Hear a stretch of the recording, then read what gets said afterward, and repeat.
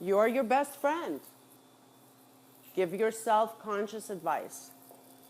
And understand that it's the emotions that get us in trouble. It's the story. It's the story, the program that we have created throughout our lifetime. And now it's our life. It's true for us. This is how we operate. What if I change and people won't accept me anymore? It doesn't matter what anybody thinks. Because they're not living in your body, in your head. Right?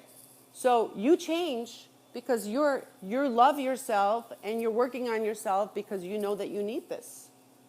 And whoever doesn't accept that is whose problem? Whose problem is that? What if I change and people don't see it?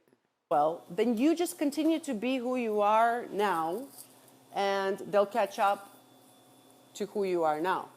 And if they don't like it and they're going to trigger you, what happens is when we change, our friends and family starts to trigger us because we're different now. We're not the same. We don't get mad at the same things anymore. They don't have control over us anymore. Right? So that's where we have to really stick to our new selves, our change. You know, how valuable is it for me to change and be the way I am? And stay with that. And it doesn't matter what anybody else thinks because I'm the one who has to deal with myself. And eventually what's going to happen is they're going to try to trigger you and they're going to try to piss you off for you to come back and be that person that you were. But if you don't come back and be that person, they start to accept and get used to the new person that you are. If that relationship's supposed to continue. You know, some relationships are not supposed to continue. And that's fine too. Because relationships and people come and go in our lives, and everybody's just our teacher here. I mean, we're teaching each other. So we don't attach ourselves to relationships just because, you know, this is a person here in my life. We learn and grow from these relationships.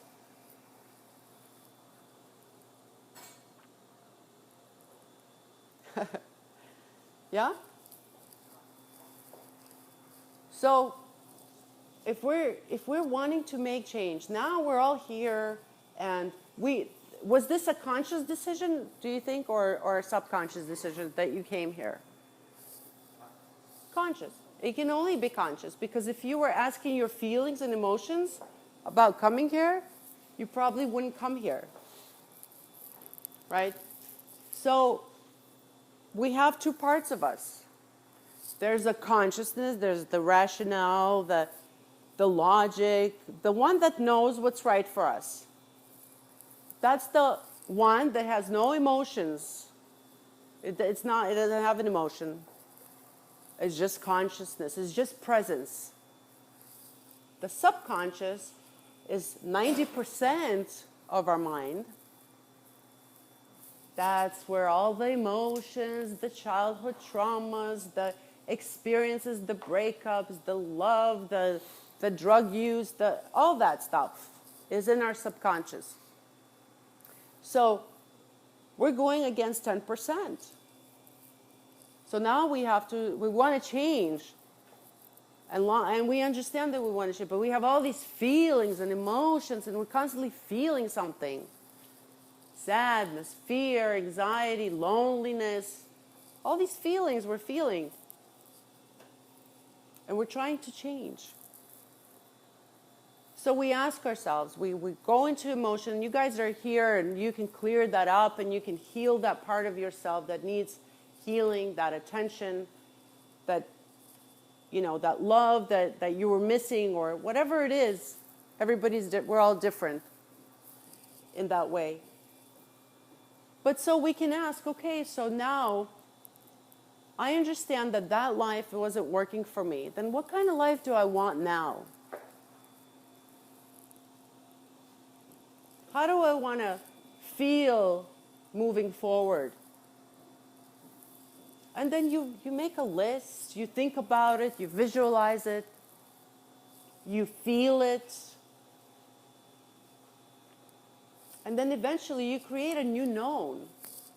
You create a new known, and naturally you become that new person, or that person that you'd like to be. And then that old program, we don't have to work on the old program. That's going to diminish. It's never going to go away. It's going to be there, but it's not going to be active unless we activate it. Unless we start acting and doing our old behavior, we're going to be right there. So all we focus on is what we want and where we want to go. And as we focus on that, different emotions and feelings come up from our past, our limiting beliefs that we need to think about and change and just heal, and just take a look at it, just become aware. Anytime we become aware of something, change already starts to happen. That's why practicing just being aware of everything that's happening inside of you. You know, am I feeling anxiety? What does that feel like? What does anxiety feel like? Does it feel like what? I feel overwhelmed? I feel excited? Where is it coming from? Question that. Step into it. Breathe into it. It's guidance. It's your internal guidance system trying to tell you, look at me, I have something to tell you.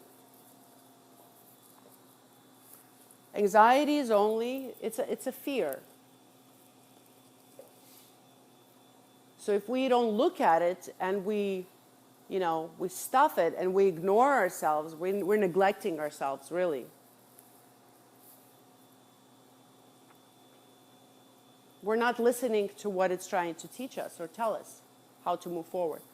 Because anxiety can be, if we start listening to, what am I thinking about that's causing me anxiety?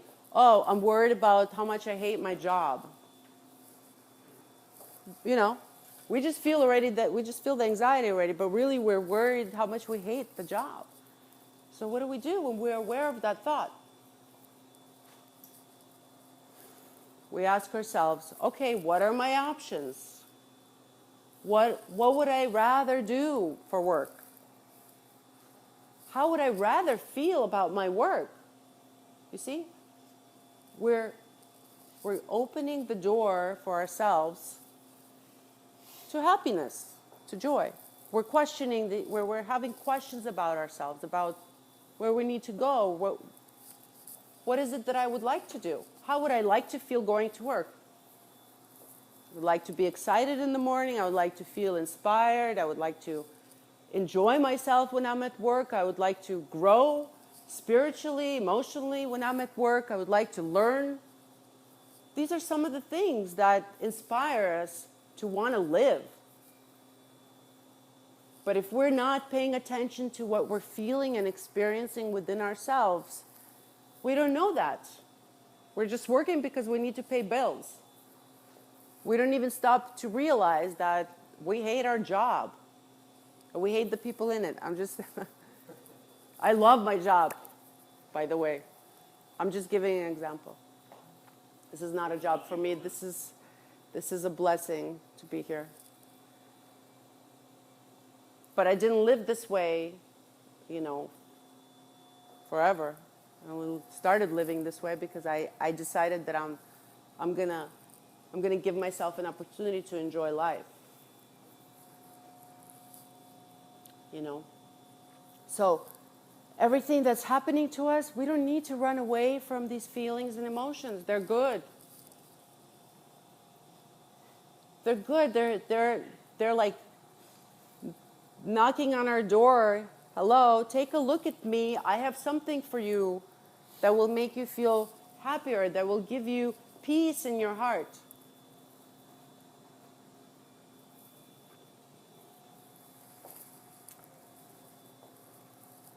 And then we know. And then we know what we want. Because sometimes we just don't know what we want. We don't even know what makes us happy.